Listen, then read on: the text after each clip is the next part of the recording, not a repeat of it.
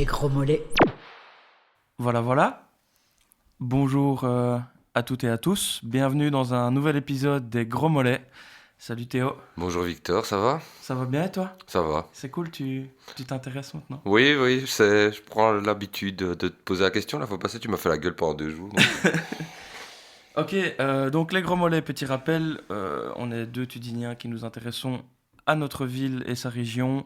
On essaye de la raconter à travers les portraits, des discussions avec des personnes qui la façonnent. Aujourd'hui, nous sommes avec Daphné de Mars. Salut Daphné. Salut. Comment tu vas? Ça va bien. Contente d'être là? Oui.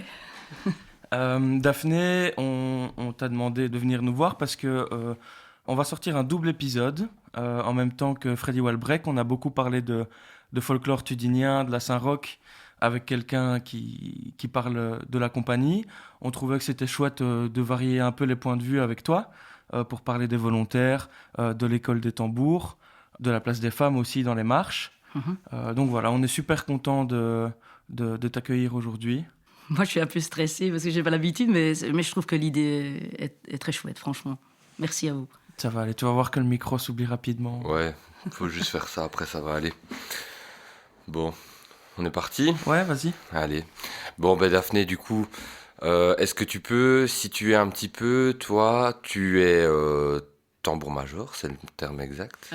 Premier tambour. Premier tambour, Ouais. pardon, désolé, à chaque fois Ça je fait un peu confonds. ronflant, Ouais. mais, Premier tambour au volontaire, Oui. ok. T'as toujours fait du tambour? Pas officiellement, oui, depuis que je suis gamine. Donc Avec c'est un amour Christophe. de longue date, le tambour. Oui, Christophe et moi, on allait piquer les petits tonnelets de poudre. Je sais plus, toi, t'es beaucoup trop jeune, ça me vieillit tout d'un coup. Je l'ai en tête, je le vois. Des tonnelets d'Ariel ou de Soupline, non pas Soupline, mais Ariel, en carton. On allait lui piquer dans la salle de bain et on se faisait des tambours avec ça et ses cuillères en bois. Et donc, on arpentait le jardin. On a dû avoir 3-4 ans, certainement. Ok. Et t'es passé à quel moment du pot d'Ariel à un vrai tambour? C'était vers quel âge, ça? 15 ans. Vers 15 ans. Oui, si, 14-15 ans. 14-15 ans. Et ça s'est fait comment? T'as eu des cours de tambour? Comment t'as appris, toi, le tambour? J'ai appris toute seule. En fait, Christophe a pu intégrer la compagnie. Donc, quand la compagnie s'est créée, mon frère Christophe est rentré comme tambour et moi comme officier porte-colbac à l'époque. Je devais avoir 10 ans. Et donc, il avait son tambour à la maison, il jouait déjà. Et il apprenait à mes cousins. Et moi, j'étais en haut et j'écoutais. J'écoutais quand il donnait cours et je reproduisais la même chose. Et puis, voilà, ça s'est fait comme ça. Un jour, je suis descendue, on en a parlé et j'ai joué devant lui, en fait, sur son tambour. Il était un peu étonné. Ouais, Voilà. La surprise que du jour au lendemain, tu descends des escaliers et tu savais jouer du tambour. Je sais pas comment ça s'est fait tout à fait, mais c'est plus parce que au départ, il voulait pas trop m'apprendre. C'était pas dans la logique des choses.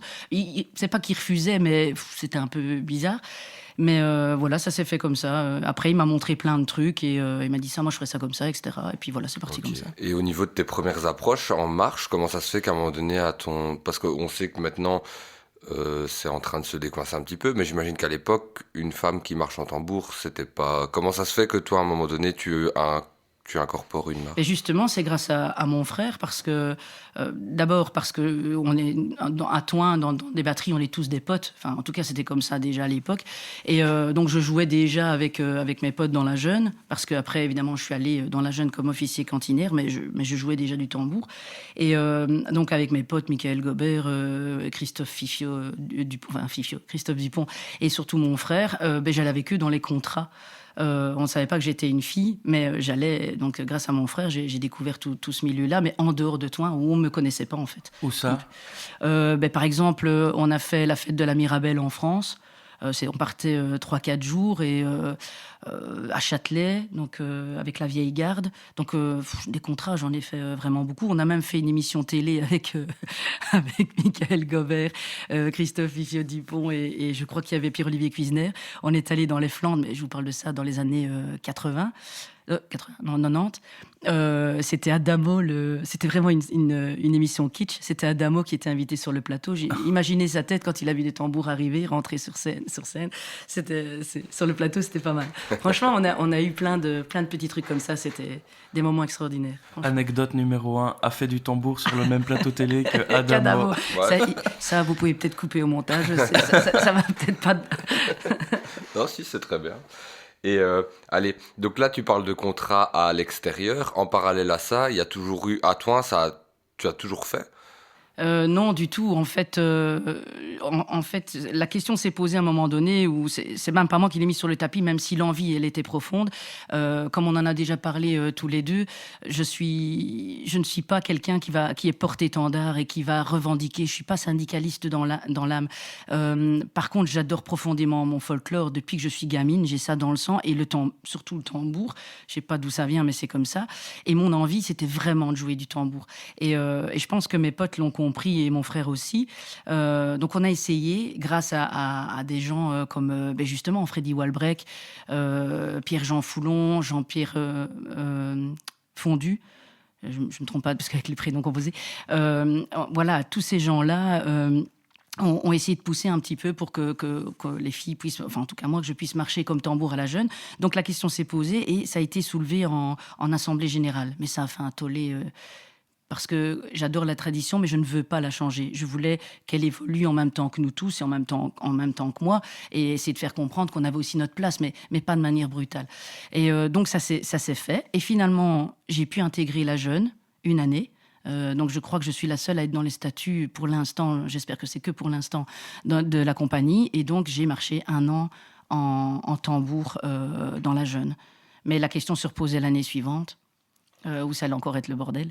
Et à ce moment-là, il y a eu la création de Biercé, des artilleurs, où là, Pierre-Jean Fondu, Jean-Christophe, etc. faisaient partie, et Ronald Robert. Et on m'a demandé d'aller marcher avec eux, et où je suis allée marcher à Biercé. Au niveau des années, ça, on est où, plus ou moins je ne sais pas. Franchement, je crois que je devais avoir 16-17 ans, je pense, à l'époque. 15, 16, 17. Et ça fait quoi, niveau, je sais pas, parce que on a oublié enfin, on n'a pas demandé ton âge, mais 16-17 ans, ça fait quoi, plus ou moins, au niveau la temporalité, c'est années 80? Oui, c'est ça. Non, 90, les années 90. Okay. Dans les années 90. Ok. Oui. Ça fait loin. Merci de me rappeler que je sors, je vais me pendre. Non, là, c'était pas le but, mais c'est pour qu'on puisse avoir une idée de la temporalité. C'est dans les années 90. D'ailleurs, 90. Je les remercie au passage, parce que, enfin, tous ces gens, parce qu'il y a des gens qui travaillent dans l'ombre depuis des années, on ne se rend pas compte, pour que justement que les femmes... puissent faire partie intégrante du folklore, mais à tout niveau. Pas, Ok. Et ton incorporation dans la jeune en tant que tambour, c'est en parallèle des contrats que tu continues à faire en extérieur? Oui. Okay. Oui, là j'en faisais beaucoup. Ok. Tu as eu une grande période, donc tu as une période où... En fait, certains jeunes vont travailler dans les supermarchés pour leurs vacances, etc. Moi, je faisais des contrats. Ouais. Cool comme job. Hein. Ah oui, non, ça c'est extra. Tu rencontres plein de gens et puis voilà. Jusqu'au jour où on s'est rendu compte que j'étais quand même une fille. Jusque-là, c'était passé au bleu. Parce que du coup, tu le cachais un peu ou juste tu... En fait, c'est parce qu'ici, c'est un podcast, on voit pas mon physique, mais je suis pas très, très féminine, de but en blanc. Et en fait, oui, je pense que même au sein des sociétés, ils se rendaient compte, mais voilà, c'était pas plus... Tant que ce n'était pas officiel... Je pense que ça ne gênait personne. Okay. Tant que ça ne pouvait pas faire des émules, tant qu'on ne pouvait pas en parler officiellement, c'était pas trop grave, quoi. Et du coup, il y a un moment où ça a été su. Oui, voilà. Et où ça a posé problème à certaines personnes. Oui, en fait, ça a posé problème surtout aux officiers qui disaient on ne veut pas de femmes dans la société, on ne veut pas de femmes dans les batteries, donc ça, c'est pas possible. Et d'ailleurs, ils venaient s'excuser, ils disaient Daphné, je suis désolée, mais je peux pas. Je peux pas te prendre, voilà. Il faut changer trop de choses, je ne peux pas. Et voilà, je l'acceptais, c'était comme ça, c'était le jeu.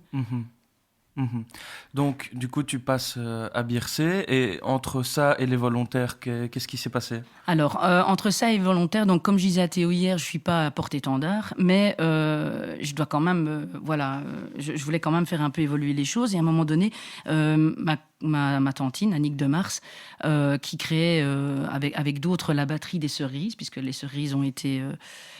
donc c'est arrivé dans le jeu de la Saint-Roch, m'a demandé si je voulais bien aller avec elle en batterie. Et je me suis dit qu'effectivement, si on pouvait faire avancer les choses, c'était une bonne façon de le faire. Et donc j'ai intégré la batterie des Cerises. Tu peux nous expliquer un petit peu comment ça s'est passé, la création, la formation des Sœurs Grises?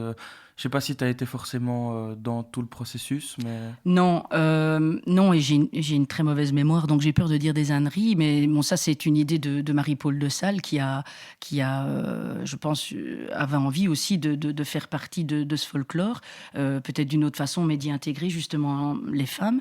Et donc c'est elle qui a lancé ce groupe-là. Je ne sais pas du tout, j'aurais peut-être dû me renseigner avant de venir d'ailleurs pour dire des choses par rapport à ça. Mais je sais qu'à un moment donné, la question s'est posée d'une batterie parce qu'elles étaient vraiment à l'arrière de tout. Pour l'avoir vécu, c'est pas simple parce qu'elles arrivent à chaque fois que tout est terminé en fait. Et donc tu n'es plus vraiment dans l'ambiance de Saint-Roch. Et je pense que voilà. Et puis le fait, il y en a beaucoup qui avaient vraiment envie de jouer du tambour aussi. Et donc c'est René Bertulot qui leur a appris à jouer. J'ai assisté à 2-3 cours. C'est lui qui a d'ailleurs fait les tambours de toute la batterie et qui avait l'air tout à fait pour d'ailleurs ce genre d'initiative. Voilà. Et toi, avec les Sœurs Grises, tu marches dès la première année de la création? Non. Ou c'est arrivé par après? Je suis arrivée par après, oui. Mais parce que je ne pense pas qu'elles ont créé la batterie la première année. Je ne sais plus. Franchement, je ne sais plus. Okay. Prochain podcast, Marie-Paul de Sales. Bah oui, c'est ça. Ouais. Et au niveau de la batterie, on sait que maintenant, si on assiste à Saint-Roch, elles n'ont plus de batterie. La batterie des Sœurs Grises, ça a duré combien de temps Je ne sais pas, mais je sais par contre que au niveau tambour, je crois enfin qu'elles ont dû aussi s'essouffler un petit peu parce que c'est pas évident. Elles ont dû se battre énormément pour obtenir pas grand-chose finalement. Enfin, à chaque fois un petit pas. Non, c'est pas vrai, pas grand-chose. Tout ce qu'elles ont obtenu, c'est génial. Mais elles ont dû se battre énormément pour obtenir tout ça. Et donc maintenant, la question c'est d'abord tout le monde vieillit. Il faut pouvoir. Ça c'est propre à toutes les batteries. Il faut pouvoir régénérer tout ça. Il faut des jeunes. Il faut toutes sortes. Et c'est vrai que c'est pas très attirant une batterie où les gens doivent se trouver en dehors de la Saint-Roch. Donc pour amener des jeunes, c'est pas évident. Et puis bon, je pense qu'elle n'était pas autorisée à faire tout ce qu'elle voulait, notamment le dimanche pour y avoir participé. On ne pouvait pas marcher le dimanche, donc c'est pas évident. Et donc voilà, je pense que maintenant elles marchent, elles ont trouvé leur équilibre comme ça. Enfin, je pense. Je ne veux pas parler à leur place. Et donc il se fait que la batterie n'existe plus. Ok. T'es resté combien de temps, Sœurs Grises, plus ou moins? Je ne sais pas non plus. Encore une fois, au niveau des dates, je ne sais pas. J'ai quitté les Sœurs Grises une première fois pour aller marcher avec les volontaires, donc déjà une première fois. Et puis je suis revenue, parce que justement, dans mon fort intérieur, c'est vraiment jouer du tambour et participer à la Saint-Roch qui est, tu vois, ça m'a terriblement manqué d'être là-bas parce parfois il faut se mettre à leur place. C'était vraiment, je le répète, c'était pas facile d'être en dehors de tout. C'était pas une question de moquerie ou de manque de respect, quoi qu'il y en a eu, mais je pense que dans tout ce qui est nouveau, il y a toujours ce genre de soucis. C'est surtout vraiment le fait d'être en dehors de tout. Malgré des petites anecdotes où tu as des membres de la compagnie qui attendent, qui font une aide d'honneur, etc. On a d'excellents souvenirs pour voilà, côté humain. Mais on va parler uniquement folklore, c'est difficile. Et moi, ça me manquait terriblement de jouer du tambour et de... Je peux comprendre tout à fait. Moi, ma question, du coup, c'était plus savoir si tu avais ressenti... Donc, tu as fait ta période Sœurs Grises. Est-ce qu'il y a eu un espèce d'avant-après, en tout cas à toi, au niveau de la femme dans les marches? Est-ce que tu as eu l'impression, quand tu as quitté les Sœurs Grises, que tu as incorporé une autre société, c'était plus facile qu'avant les Sœurs Grises, ou ça n'a pas forcément eu un impact sur les mentalités? Je vais dire au niveau tambour, moi je n'ai pas vu de changement vis-à-vis de moi parce que avant la Saint-Roch, on est dans une ville avec des gens qu'on connaît. C'est ce qui est particulier à Thoin. C'est tout un groupe de connaissances. Donc je vais dire humainement parlant, ça n'a pas changé grand-chose. Maintenant au niveau des mentalités, je pense que Marie-Paul de Sales en créant les Sœurs Grises et en se battant comme elle l'a fait, enfin elle n'est pas seule, hein, il y avait tout un groupe autour. Je pense que oui, elle a fait avancer les choses. Je vais dire au niveau de la place telle quelle, les gens ont commencé à prendre conscience que effectivement il y avait un côté du folklore qu'ils oubliaient ou un personnage du folklore qu'ils oubliaient et que certaines petites filles pouvaient s'identifier, avoir envie de marcher plus tard, des jeunes, des ados, enfin voilà, parce que c'est un tout, une Saint-Roch, il y a l'avant, l'après, le pendant, c'est quelque chose qu'on doit vivre ensemble. Et dans un groupe d'amis, tu vas prendre en dehors de Saint-Roch, mais il y a des garçons et des filles et peut-être que voilà, il y a des filles qui avaient envie de participer à tout. Ce qui n'était pas du tout possible. Et au fait aussi, ça a soulevé la question, il y a des sœurs grises qui sont arrivées parce qu'elles ne pouvaient plus marcher au sein de la jeune compagnie Saint-Roch ou d'autres sociétés parce qu'elles avaient atteint l'âge limite. Et à un moment donné, tu dois arrêter ta Saint-Roch. Et donc, tout ça a commencé à mûrir dans l'esprit de plein de gens. Et donc, je ne sais pas si ça a changé les choses, mais ça a permis en tout cas d'éveiller certains sentiments et de commencer à prendre conscience. Ça, oui, certainement. Ouais, ok. Mais je comprends tout à fait. C'est tant mieux que ça a évolué, mais je prends l'exemple à Marbais, c'est encore comme ça. Tu peux marcher jusque 25 ans, et à 25 ans, si tu veux continuer de marcher, va t'occuper des gosses ou tu dégages. C'est un sentiment très, très difficile. Ouais, Oui. c'est... Pour quelqu'un qui le fait pour être en famille, etc., tu peux encore... tu te dis c'est comme ça. Mais quelqu'un je vais prendre mon exemple à moi, mais je sais qu'il y en a d'autres, qui adorent vraiment le folklore, qui est amoureuse du folklore et du tambour. C'est frustrant, en fait. C'est terriblement frustrant. Dans la chronologie, du coup, là, on arrive à un moment où tu es déjà un peu plus adulte. Tu commences à donner cours ou pas encore ? En fait, en Stoum, depuis le début, enfin, c'est peut-être ma formation d'instit. J'étais instit pendant 10 ans qui veut ça, mais comme j'adore le folklore, j'adore aussi le transmettre. Et quand on me posait des questions, au début, j'étais très surprise qu'on me demande à moi. Et à chaque fois, je renvoyais les gens vers mon frère ou mes cousins ou des amis en disant « Les gars, je suis pas capable de faire ça. » Mais après, je donnais des petits conseils. Ça a toujours été ça depuis le début. Et donc, donner cours vraiment, ça n'a été que vraiment bien plus tard. Enfin, j'ai donné à des copains, ça oui, mais donner cours vraiment à un petit groupe, ça n'a été que vraiment plus tard. Ok. Il y a quelques années, il y a pas grand... Ok. Un peu avant le Covid. Après, alors. Et donc, pour revenir dessus après, mais ici, en attendant, tu quittes les Sœurs Grises, tu dis que tu fais 1 an volontaire. 1 ou 2 ans volontaire, et puis je reviens chez les Sœurs chez les Grises. Sœurs Grises, Oui. et après, tu quittes les Sœurs Grises définitivement pour aller chez Volontaire. Oui. Il n'y a pas eu de halte entre-temps? Non, Enfin, du t'as tout, direct- du tout. Ok. En fait, je voulais arrêter parce que, encore une fois, ça n'est pas le côté humain, c'est parce que vraiment mon envie c'était de jouer du tambour et je n'arrivais pas, c'était pas le bon moment pour les femmes de rentrer en tambour, etc. C'était compliqué et j'avais difficile. Et puis finalement, Joanie de Flandre, parce que tout à fait par hasard, discutait avec mon épouse et Nat lui dit, écoute. Voilà, elle a un peu essoufflé à ce niveau-là. Et donc, lui a dit, dis-lui de venir à une répète de volontaire et on va la remotiver. Et je suis allée à une répète de volontaire, et toujours en pensant que je ne sais pas jouer du tambour. Et là, je sors de la répète et Mathieu Herpini me dit, est-ce que tu veux bien être mon 2e tambour? Bon, déjà, je suis tombée sur mon derrière, mais... et donc, voilà, Rita et moi, on a intégré les volontaires. Ok. Juste, après, on arrête de parler, on arrête de parler des Sœurs Grises parce que ce sera dans le passé.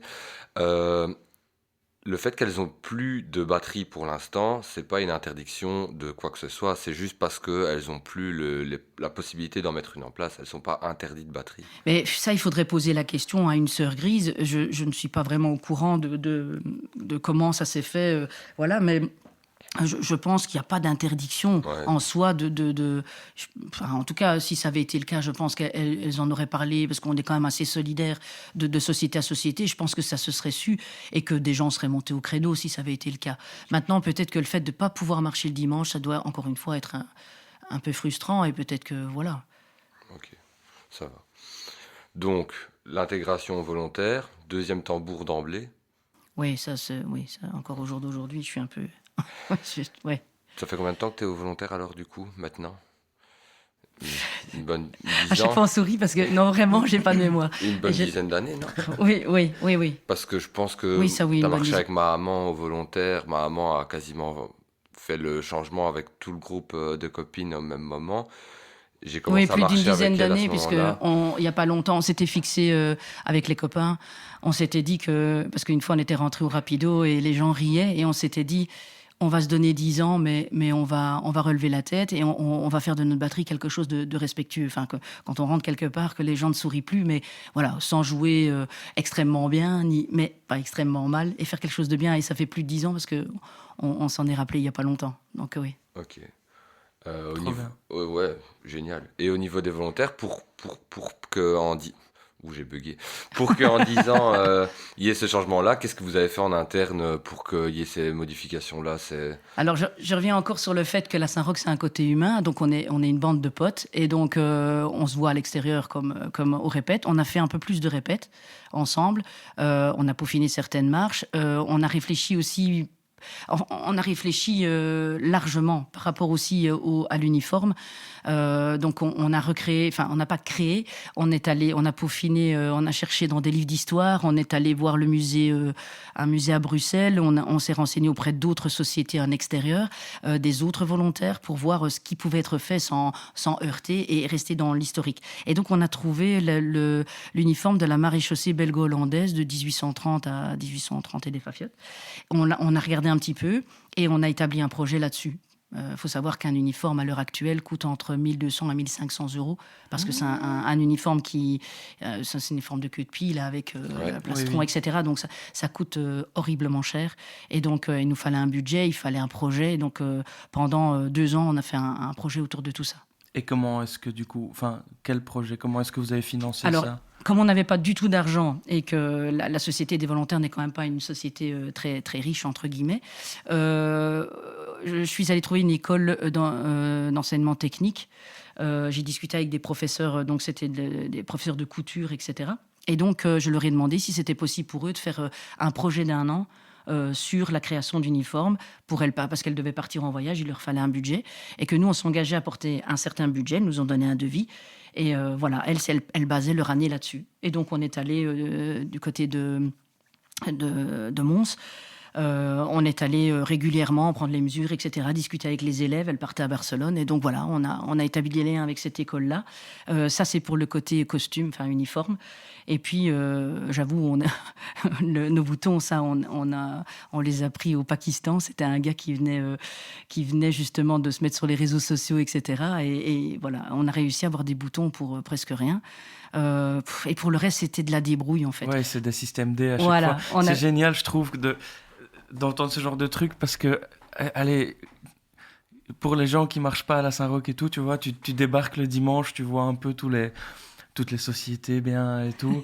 Et en fait, quand tu te rends compte de tout ce qu'il y a derrière, Et puis, ça nous implique aussi à être respectueux parce qu'ils savent très bien qu'ils ont un uniforme. Il n'est pas question d'avoir... ça, c'est un peu mon côté maternel, mais je leur dis à chaque fois, il ne faut pas avoir de brûlure de cigarettes ou des choses pareilles parce que j'ai pas beaucoup de... Maintenant, surtout qu'on est 30 dans la batterie. Ouais, c'est une grosse batterie. Hein.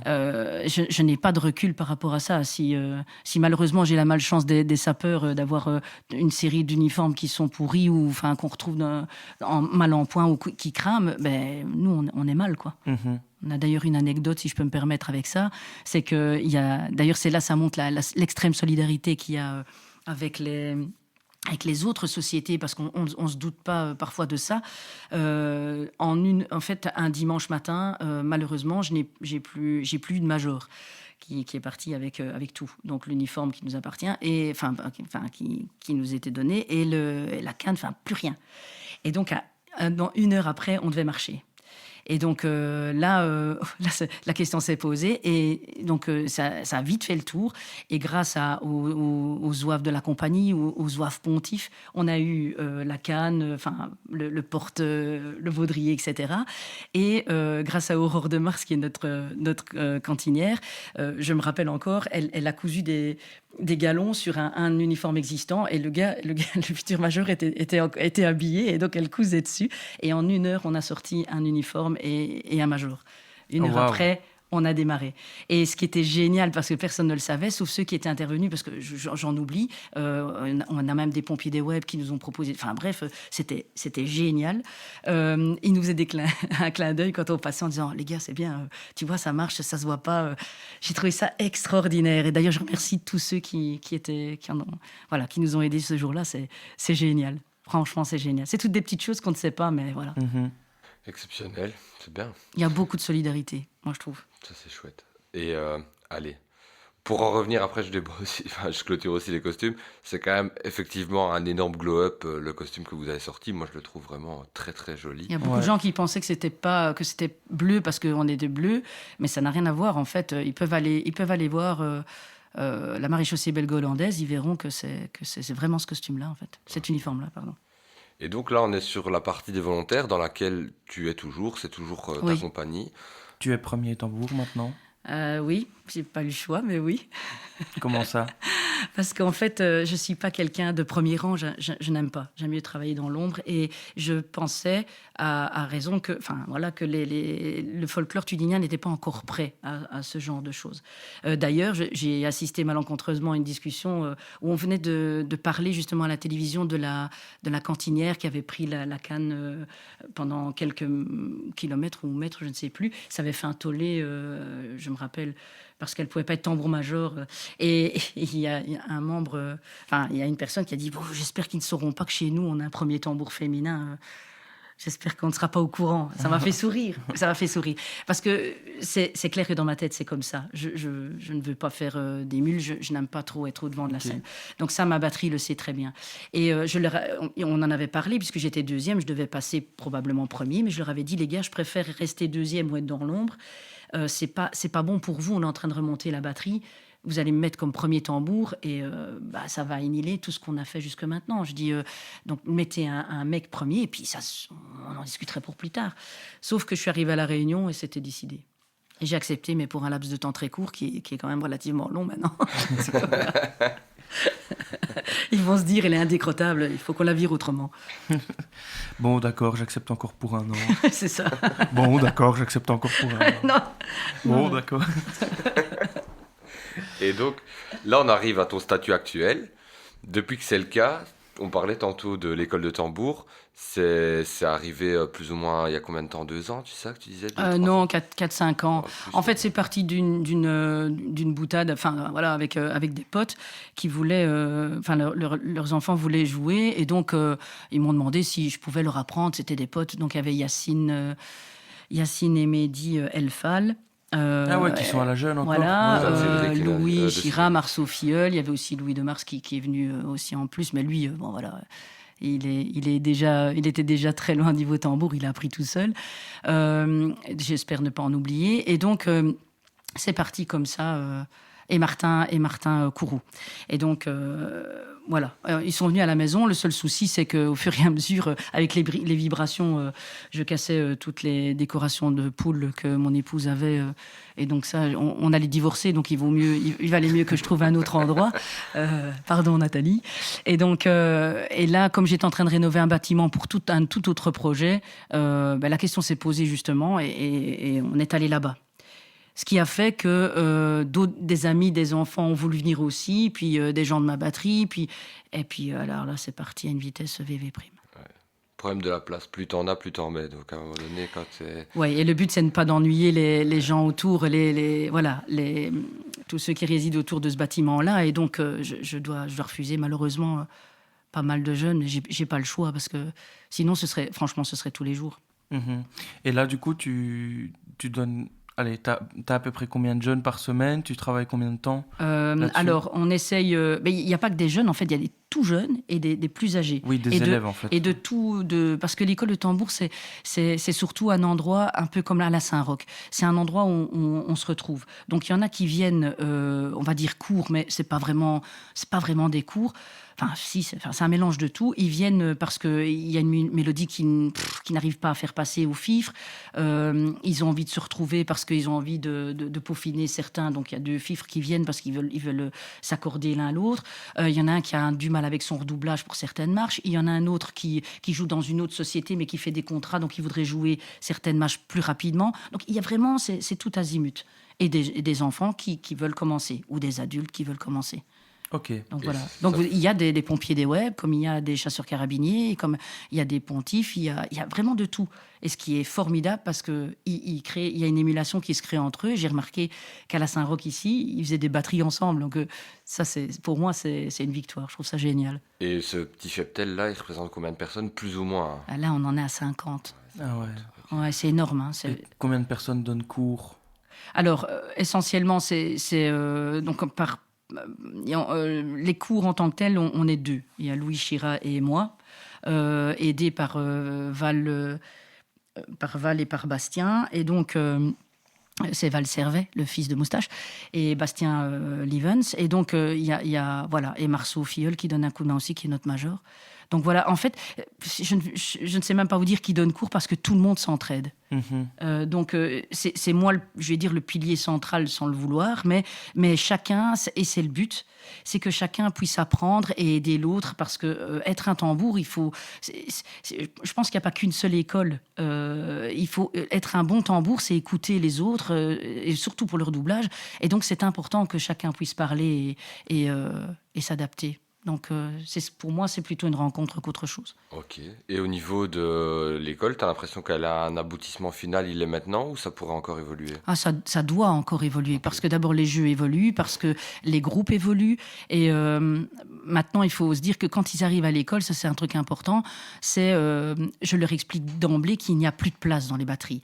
Et que les batteries sont faites par soit les officiers, parce que voilà, c'est eux qui choisissent. Parfois, ils prennent malheureusement encore à Thoin des gens extérieurs, mais ou le premier tambour. Et donc, il y a des exigences qui sont différentes de société à société.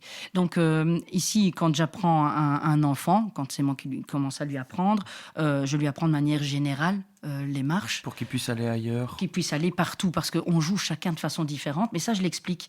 Et je l'explique pendant les cours. Voilà, on joue la première hollandaise comme ça, mais les gars, dans certaines sociétés, ils mettent un ras à cet endroit-là. Donc, sachez qu'on apprend les marches de base, mais qu'il y en a plein d'autres. Et on découvre des marches d'autres sociétés aussi. Parce que, par exemple, les volontaires, ils ont la 1830, etc. Donc, c'est laquelle, ça c'est 4 rats, en fait, qui se jouent... Ah oui. Donc ça, c'est Fifio qui l'a inventé. Il y a plusieurs marches comme ça, comme dans les Zouaves, la Noé, la Lidou, etc. Il y a aussi dans la 5e. Chacun a sa propre petite marche. Et donc, je leur fais écouter pour qu'ils sachent aussi. Et juste, sans trop polémiquer là-dessus, tu disais, donc ça veut dire que t'es jeune Tidinien, t'apprends le tambour ici, tu peux ne pas marcher parce qu'il n'y a plus de place, Ah oui, et des oui. compagnies prennent des gens d'âme-sur-heure, de Haute-Part, pour... Il y en a certains, oui, ça c'est... Mais c'est comme dans toutes les marches d'entre Sambre et Meuse. Mais il y a, par contre, à Thoin, je pense que c'est l'endroit... Enfin, je vais peut-être me tromper, mais je pense que c'est l'endroit où il y a le plus de Tudiniens dans les batteries qu'ailleurs. Je pense que chez nous, on a très, très peu de mercenaires. J'allais dire missionnaires. De mercenaires. On en a très peu, mais il y en a encore. Ok. Ce qui est un peu dommage, finalement, parce que... Mais nous, on ne se fait pas payer à Thoin. Donc, Ouais, non, enfin, mais les Tudiniens ne se font pas payer. c'était même donc. pas une critique là-dessus, mais je trouve ça vraiment dommage que si tu as un panel de jeunes qui veulent se lancer, de pas pouvoir parce qu'il n'y a pas de place. Et s'il y a des gens qui sont installés dans les compagnies depuis des années, je dis pas qu'il faut les mettre dehors non plus. Je dis que ce serait intéressant de regarder les petits jeunes qu'on a chez nous pour compléter des fois de temps en temps les batteries. Oui, ça c'est vrai. Et puis ouais, tu parlais du fait que les officiers... que c'est les officiers, les premiers tambours qui constituent leur batterie. Donc ça a pour conséquence que parfois on fait venir des gens extérieurs, mais aussi que on reste toujours dans les mêmes cercles sociaux, on reste toujours dans les mêmes petits environnements. Oui, ça peut être le risque. Maintenant, je ne sais pas comment ça se passe, je ne veux pas parler pour les premiers tambours, etc., d'autres sociétés, mais je sais que ça, c'est un peu forcé aussi. C'est comme dans une équipe de foot. Si tu crées une équipe de foot, il y en a qui ont envie de gagner. Donc, tu as deux écoles. Tu as des gens qui sont perfectionnistes, qui veulent une excellente batterie. Et donc, forcément, tu vas prendre des gens que tu as peut-être vus en extérieur qui jouent très bien. Ça, c'est une école. Et je ne la décris pas. Enfin, je ne vais pas à l'encontre de ça. On est en démocratie, choisit de comment il veut faire son truc. En ce qui me concerne, moi, dans ma batterie, c'est pas comme ça. Moi, je vois pas les choses comme ça. C'est d'abord un groupe de copains, un groupe de Tudiniens. Et donc, je privilégie l'entrée dans ma batterie de gens qui, d'abord, sont de bonnes personnes, se battent pas. Et voilà. On a tous nos exigences différentes. Et donc, je peux pas décrier quelqu'un qui fait autrement que moi. Mais par contre, c'est vrai que c'est peut-être dommage si tu as un panel énorme de jeunes tambours dans une ville comme Thoin, ce qui est une richesse, d'aller chercher quelqu'un en extérieur, ça c'est peut-être dommage, oui. Mais c'est mon point de vue à moi. Je peux comprendre que dans un groupe, on ait envie d'avoir une batterie qui pète et qui soit... voilà. Encore, je le disais à Théo hier... il y a des gens qui sont nés avec des baguettes dans les mains, qui jouent superbement bien, et c'est un plaisir de jouer avec des gens comme ça. Et donc, ça, je peux comprendre un premier tambour qui a envie d'une batterie, voilà, Ça, juste pour l'anecdote, tu me disais qu'un jeune qui commence le tambour, on sait dans la seconde où il prend les baguettes en main, on sait quasiment Ouais, tout de ouais, suite dire ouais. s'il va être bon ou pas. Oui, moi, enfin, c'est comme un musicien qui prend une guitare, et c'est comme un footballeur qui touche le ballon. Tu vois, quand si je peux me permettre, j'ai une petite anecdote par rapport à ça. Justement, à l'école, je me suis parfois demandé si je devais continuer l'école de tambour. Enfin, le côté humain, bien sûr, mais au niveau tambour, je me dis, est-ce que tu sors quelque chose de bien? Est-ce que tu fais pas mal plutôt? Euh, et un jour, en fait, donc la porte, elle est toujours ouverte. Et je suis près des... Enfin bref, peu importe. Et à un moment donné, il y a un groupe de gamins qui rentrent, et je les laisse rentrer, je les vois, puis je regarde du coin de l'œil. Et je remarque qu'il y en a un qui fait aller ses doigts sur ses jambes, et qui est en rythme. Et, enfin, bref, les rats tombent au moment. Enfin, bref, je vois il y a quelque chose qui se passe. Et donc, il revient 2, 3 fois. Et puis, la 3 ou 4e fois, je dépose un tambour, des baguettes et un baudrier sur le côté. Et je lui demande son prénom. Et je lui dis, écoute, le tambour, il est là, si tu veux essayer. Il me dit, mais c'est combien? Je dis, ben, on ne paye pas ici. Voilà, tu ne payes pas, le tambour est là. Ça passe, 1 semaine, 2 semaines. La 3e semaine, je vois qu'il y va et il se met dans le groupe. Et donc, à la fin, je lui montre un peu, voilà, le rat, ça se passe comme ça. Et, parce que j'ai des photos, tout le monde s'y est mis. Il y a des photos pour expliquer. Et donc, voilà. Et ce gamin, en 3 mois, il jouait et il redoublait. Génial. 3, 4 mois, enfin. Mais dès qu'il a pris le tambour en main, enfin, les baguettes en main, sa position, je me suis dit, celui-là, ça va être un méchant tambour. Et de fait, voilà. Tu le sens, et puis tu le sens dans la motivation. Tu sais, enfin, moi, j'ai pas appris comme ça. J'ai appris en quelques mois aussi, mais j'étais tout le temps en train de frapper sur mes cuisses qui étaient dures comme. Bref. Il marche maintenant, le gamin? Alors, ça a été malheureusement un peu compliqué.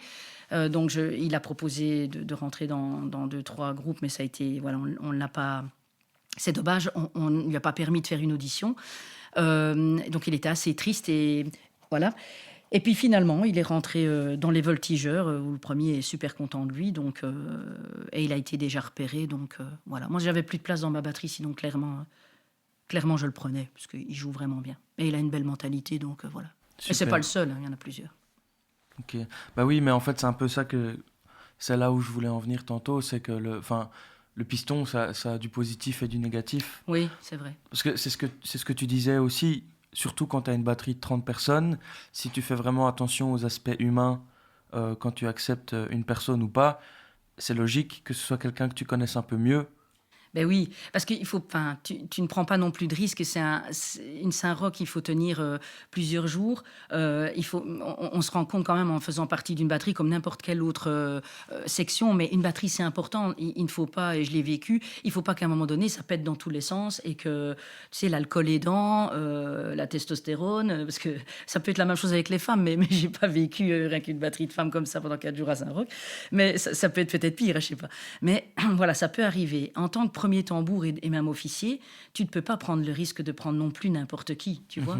Quelqu'un qui est reconnu pour être bagarreur en dehors, il peut avoir un excellent niveau de tambour, tu vas pas le prendre, tu vas pas prendre le risque de prendre une personne comme ça. C'est comme dans la vie de tous les jours, dans un boulot ou dans un club de n'importe quel sport. Ouais, mais du coup, voilà, tu t'as prends des gamins... gens que tu connais ou qu'on te recommande ou voilà. Des gamins qui vont être piqués, mais qui n'ont pas de parents ou de tontons. C'est plus difficile de faire ça, sa place. Ouais. Mais c'est plus difficile. Bah, comme dans tout, en fait. Ouais, c'est ça. Ouais, tout à c'est fait. le reflet de la vie de tous les jours. Je sais pas si tu as réfléchi à une ou deux anecdotes encore que tu pourrais nous Mais expliquer. du coup, comme j'ai une mauvaise mémoire, j'en avais parlé. Mais oui, j'en ai quand même 2, 3. Juste par rapport à moi, parce que tu m'avais dit aussi par rapport à toi, il y a une figure de Thoin, une personne que j'adorais, qui était mon idole depuis toute petite, c'était Roger Langelet. Et je l'adorais même en dehors, il m'apprenait à jouer au football. Donc c'était vraiment mon idole.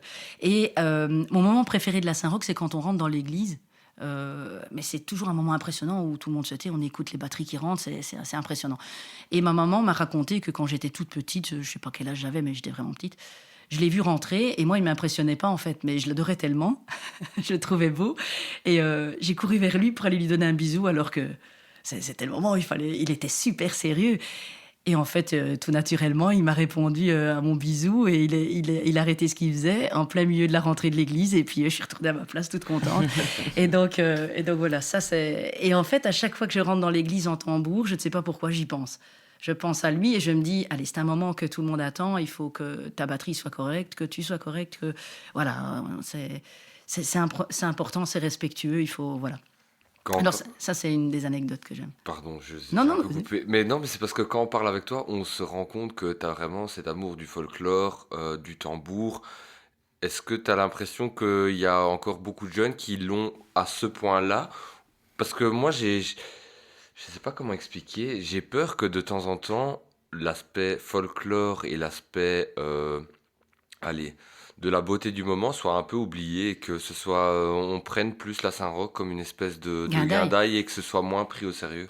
Eh bien, écoute, parfois, on n'a pas confiance aux jeunes. Ouais. Et moi, je peux personnellement, ça fait un peu abus de sa personne, dis-moi, mais je peux te le certifier, ayant, je te dis, des pompiers, des web carabiniers, et en fait, tous ces jeunes-là, j'ai des sapeurs, un FIF sapeur, et de tous les niveaux, de toutes les sociétés, et tous veulent se réunir, tous essayent d'apprendre, et il y a toujours ce respect de l'autre, des autres sociétés, ce respect de la Saint-Roch des marches, Ouais, non, moi, ça m'épate. Je suis fière de Matudini parce que, justement, je trouve que c'est l'inverse.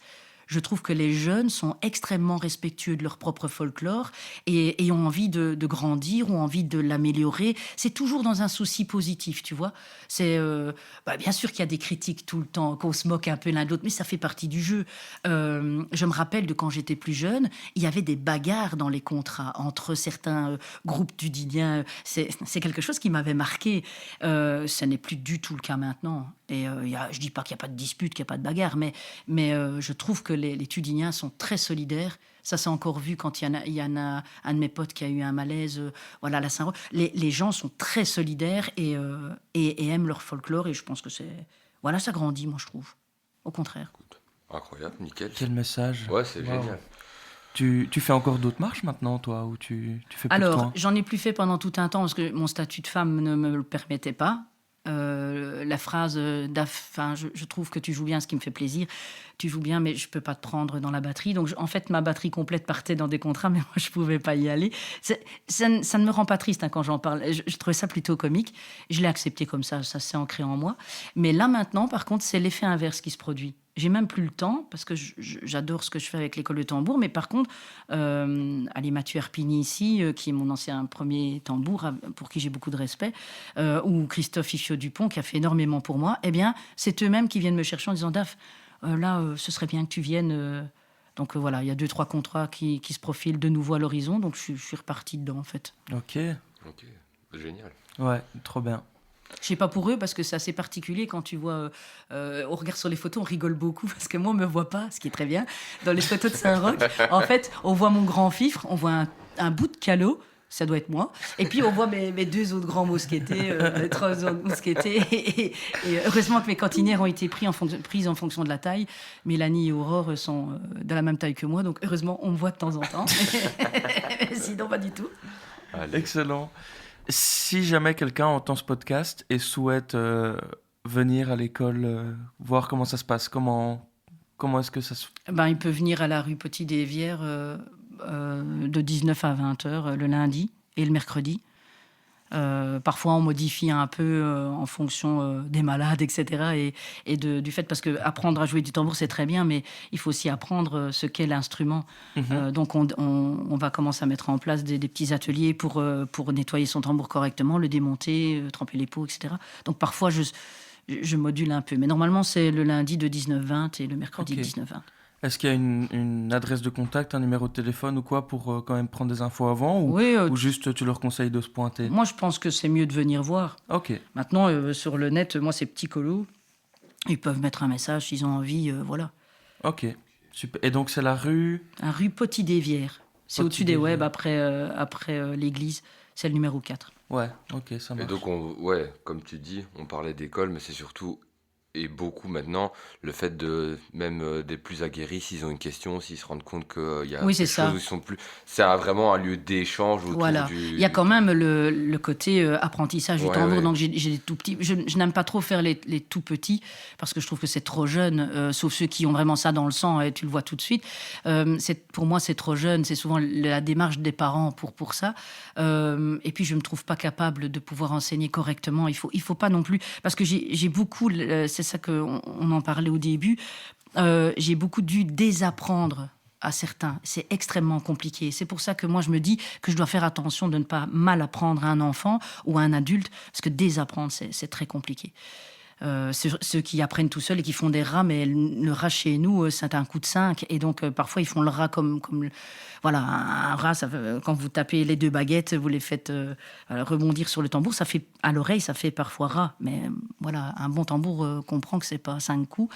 Et donc, désapprendre ça, c'est difficile. Ouais. Voilà. Donc, Ça, c'est vraiment pour les autodidactes. voilà. Il faut ça. Donc, il y a quand même la partie cours qui est importante. Et là par contre, je suis assez... je suis pas très commode pour ça. Qu'est-ce qu'on peut te souhaiter pour la suite ? Pas à moi. Je pense que moi, ça va. Franchement, je suis vraiment... Ouais, non, franchement, je suis heureuse dans ce que je fais et heureuse de voir comment ça se passe. Et heureuse pour ma batterie et comme pour les jeunes tambours et le futur. Franchement, rien. Par contre, pour tous ceux qui se battent pour la place des femmes, parce que moi, j'ai énormément de chance d'avoir les potes que j'ai, la famille que j'ai. Mais pour les autres filles ou femmes qui voudraient avoir une place, je vois qu'il y en a plein qui se battent pour le moment. Et je leur souhaite vraiment de trouver un écho positif et que la place tout doucement commence à changer et que certaines dans le futur puissent intégrer des batteries voilà, sans devoir prouver qu'elles sont meilleures que les autres. Voilà, ça pour moi ce serait important, que les sœurs grises puissent avoir toute la reconnaissance qu'elles méritent, que voilà, enfin, tout ça quoi, pour ces personnes-là. Et je remercie au passage le comité Saint-Roch de s'être ouvert parce que ça n'a eu pour moi depuis le début que du côté positif. J'ai eu cette année une du membre du comité Saint-Roch féminine. C'est pas parce que c'était une fille, mais ça prouve qu'elles ont bien leur place. C'est que j'ai passé une des meilleures Saint-Roch en tant que premier. Je n'ai pas eu de problème au niveau... Parce que vous savez qu'on a tous des musiques différentes. Et donc, c'est pas toujours évident pour eux d'adapter le cortège qui soit bien cohérent à voir. Et elle a fait un travail de fou. Donc, c'était vraiment bien. Voilà. Allez. Bérat Saint-Roch. Bérat. Bah, écoute. Merci beaucoup, Daphné. Merci à vous, franchement. Et d'ici là, on se croise à Sainte-Barbe déjà. Ouais, c'est ça. Ouais, tout à fait. Voilà. On peut tirer là-dessus. Ouais, merci à tout le monde pour votre écoute et on se retrouve à bientôt pour un nouvel épisode des Gros Mollets. Des gros mollets.